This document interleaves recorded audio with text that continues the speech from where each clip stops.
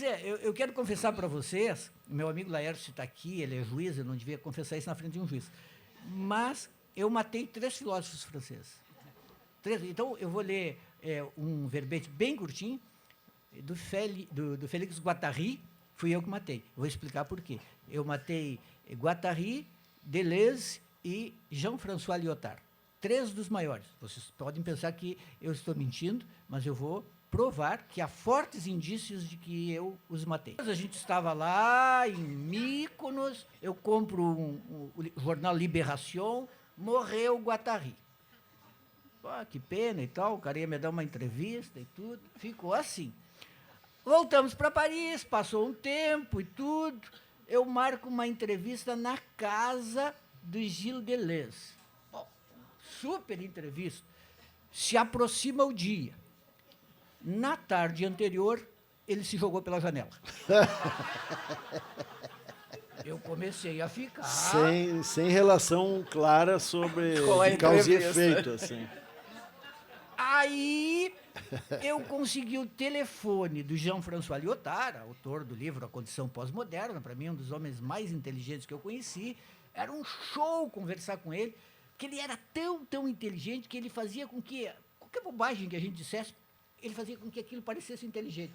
Quando terminava a conversa, eu dizia, como sou inteligente, conversei de igual para igual com o Deleuze, mas era ele que arredondava tudo. Bom, marquei uma entrevista com ele, lá vamos eu e a Cláudia, minha fotógrafa oficial, para a grande entrevista. Chegamos lá, 3 da tarde, sabe? Você sabe, na França, se a gente chega 5 minutos antes, tem que fazer os famosos 100 passos, andando em torno para chegar na hora cravada. Nem 1 minuto a mais, nem 1 minuto a menos. Aí, pá, 15 horas, tocamos a campainha, ninguém abriu. Ninguém abriu. Primeira vez na vida, algo que contraria toda a história milenar da cultura francesa. O cara marcou e não estava lá. Voltamos para casa dizendo, mas então os franceses também dão bolo. Impressionante, os franceses também dão bolo. Aí passou a tarde, aquela decepção, pô, não encontrei o Guattari e tal. O Lyotard. O Lyotard. Aí, daqui a pouco, toca o telefone, atendo, uma senhora diz, eu sou a esposa de Jean-François Lyotard. Ele não pôde recebê-lo. Ele morreu.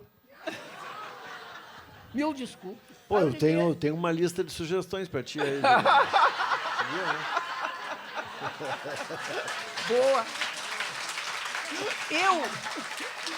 Eu, em todo caso, pensei o seguinte, eu prezo muito a filosofia francesa, não faço mais entrevistas. Muito bom. Foi aí que eu parei. Meu Deus.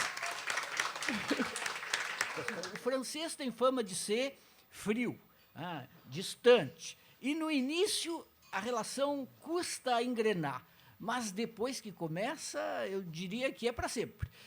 Por exemplo, meu primeiro amigo, realmente, na França, é meu amigo até hoje, ele se chama Bertrand Ricard. Ele é um cara professor de universidade hoje. Na época, ele era estudante na Sorbonne, como eu.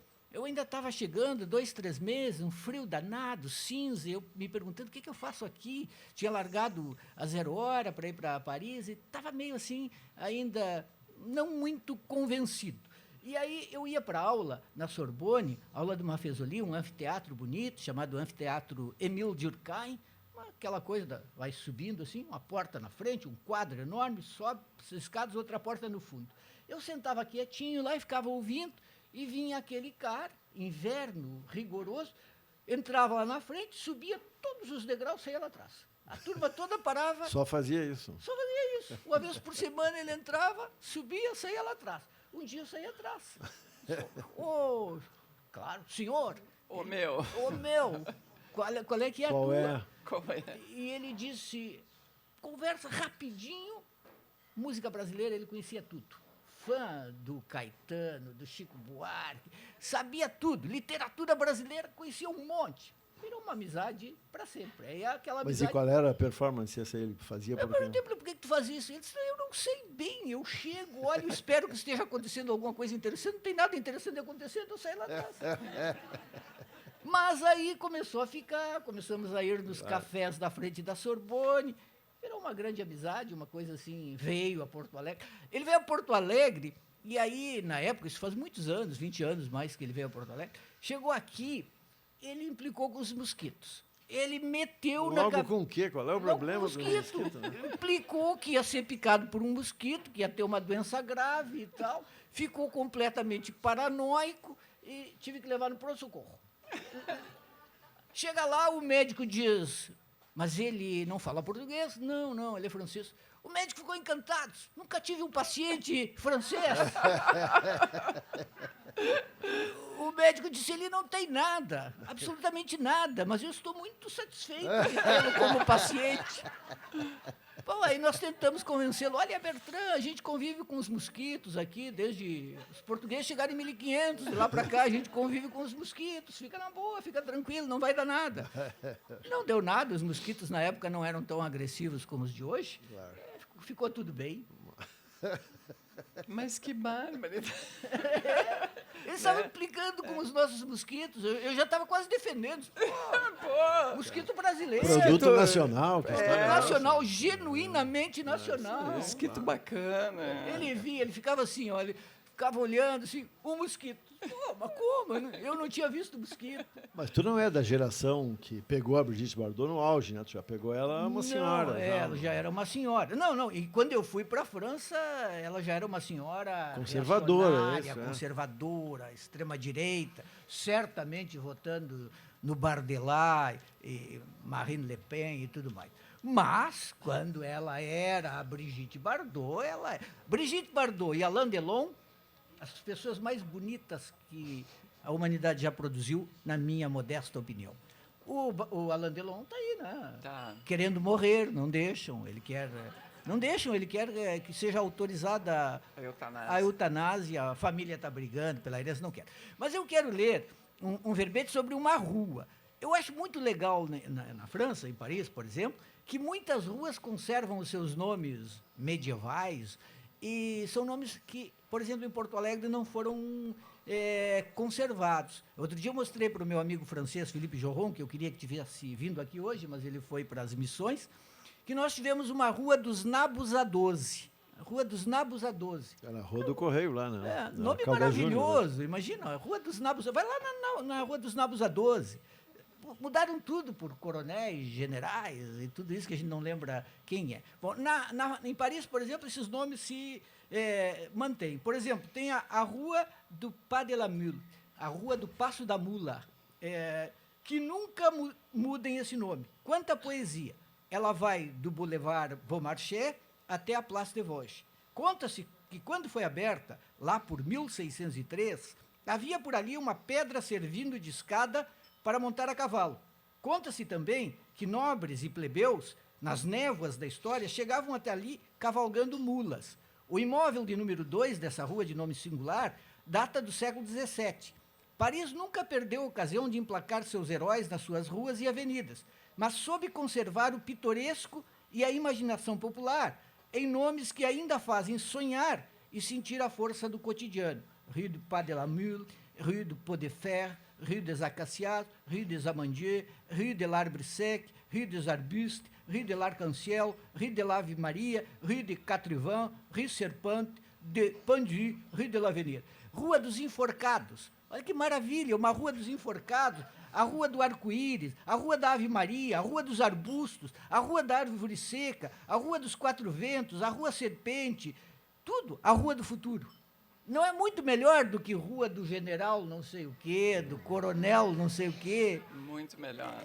É poesia. Então tem essa coisa assim que faz a cidade ficar mais interessante, mais Aqui encantada. tinha, né? Quer dizer, alguns resistem, tipo Rua da Praia, né? Rua do Arvoredo. Rua da Ladeira. Rua da Ladeira. Rua da Olaria. Exato.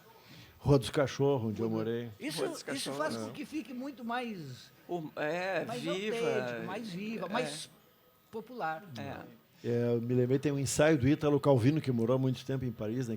Um ensaio legal que ele diz que em Paris tu não sente diferença entre estar dentro do museu ou estar na rua. Não tem descontinuidade, né? O museu continua na rua. Verdade. É verdade. É muito legal. A gente morou lá um ano também, 10 anos atrás. E é uma cidade infinita, né? Imagina. Ficha sobre elevadores. Eu Sim, me os lembrava, elevador tamanho de uma mala. Assim. eu me lembrava de uma frase do Luiz Fernando Veríssimo muito boa que dizia o seguinte: em Paris, quando a gente anda de elevador, um dos dois sai moralmente comprometido. E no hotel onde a gente costuma ficar, que fica bem de frente para a Sorbonne, chama Cluny Sorbonne. É o hotel onde o Jean-Arthur Rimbaud morou. Então, já na fachada está lá, Jean-Arthur Rimbaud morou aqui. Ao lado tem um hotelzinho onde Gabriel Garcia Marques escreveu Ninguém Escreve ao Coronel. Então, é nesse nível a conversa ali. Mas são os hotéis. Isso é que é chato da cidade. Assim, isso. Tudo que uma é parte placa tem em todo. isso. Outro dia estava passeando na Rue Racine, que fica ali pertinho também da Sorbonne, uma placa. Aqui morou Charles Aznavour. Um edifício simplesinho, passava ali todo o tempo. Claro, não tinha placa quando era vivo. Aí eu fiquei impressionado. Essa cidade é assim, ela esconde coisas para todo lado. Bom, no elevador do nosso hotel, que é um hotelzinho simples, acessível às posses de um professor universitário como eu, o elevador é tão estreito, tão estreito, que é preciso fazer uma certa dieta antes de viajar. Senão, não entra. A Cláudia ficou presa no elevador desta vez. O elevador subiu um pouquinho, trancou, eu estou no quarto, a Cláudia me manda uma mensagem no celular, dizendo: estou trancada no elevador. Desci correndo, tá a dona do hotel, ela é um hotel familiar, e eu digo: ela está presa no elevador. Eu disse: eu sei. Ela foi lá e disse: olha, não dá para descer, botou uma cadeira. E disse assim: só coloca o pé aqui. A Cláudia não queria colocar, porque ela é uma das administradoras do nosso edifício. O cara lá que cuida dos elevadores disse que nunca se deve tentar descer quando fica ali pela metade, porque quando tira o peso pode subir e guilhotinar a pessoa. Então ela não queria descer. Mas a dona explicou que tinha girado uma chave, estava trancado, não ia se mexer. Então a Cláudia desceu. E quando ela desceu, a dona do hotel olhou para mim e disse: mas como? Eu disse: como o quê? Mas o senhor não fez nada. Eu pensei que o senhor ia tomá-la nos braços. Pensei que o senhor era um brasileiro romântico. Que decepção eu dei para a dona do hotel.